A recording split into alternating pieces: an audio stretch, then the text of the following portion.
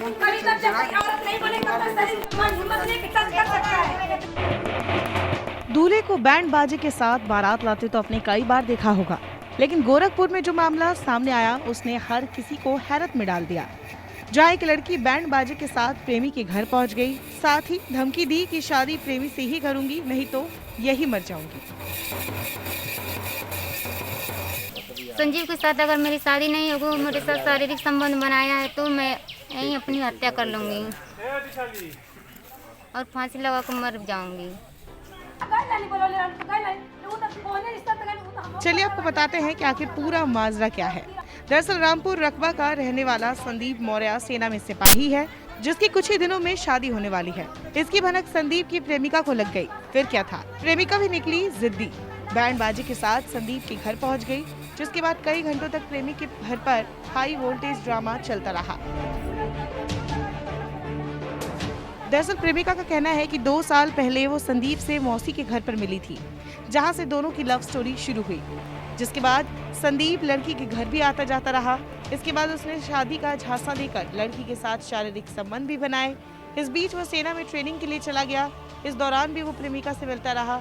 इस बीच उसने लड़की के माता पिता से शादी की भी बात की। एक ही बिरादरी के होने की वजह से लड़की के माता पिता ने शादी के लिए हामी भी भर दी, लेकिन जैसे ही संदीप की सेना में नौकरी लग गई, वो शादी से मुकर गया।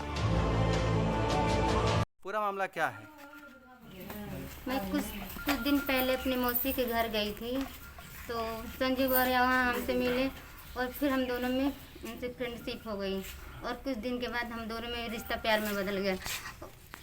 इसके बाद से मेरे साथ शारीरिक संबंध बनाए, मेरे घर आते जाते थे। मेरे घर से 50,000 रुपये भी ले लेते कि बोले मैं शादी करूँगा। फिर ट्रेनिंग से आए, फिर मेरे घर गए, मेरे साथ शारीरिक संबंध बनाए और बोले मैं अगली बार आऊँगा तो शादी कर लूँगा। फिर वो शादी से हमसे मना कर दिए। इस बीच जब प्रेमिका को सूचना मिली कि संदीप की शादी किसी दूसरी लड़की से हो रही है, तो वो बारात लेकर संदीप के घर पहुंच गई। लड़की का कहना है कि उसकी शादी प्रेमी के साथ नहीं हुई तो वही उसके घर के सामने मर जाएगी। संजीव के साथ अगर मेरी शादी नहीं होगी, मेरे साथ शारीरिक संबंध बनाया है तो मैं यहीं अपनी हत्या कर लूंगी और फांसी लगा कर मर जाऊंगी। लड़की के परिवार ने बताया कि लड़की के खिलाफ एफआईआर भी दर्ज है। कोर्ट में मामला विचाराधीन है, इसलिए उसे शादी और सेना की नौकरी करने का भी अधिकार नहीं है। पुलिस को उसे गिरफ्तार करना चाहिए। लड़की अब न्याय की मांग कर रही है। घर वालों का कहना है कि अब लड़की कहां जाए, उससे शादी कौन करेगा। उनका कहना है कि इस मामले में उन्हें न्याय चाहिए।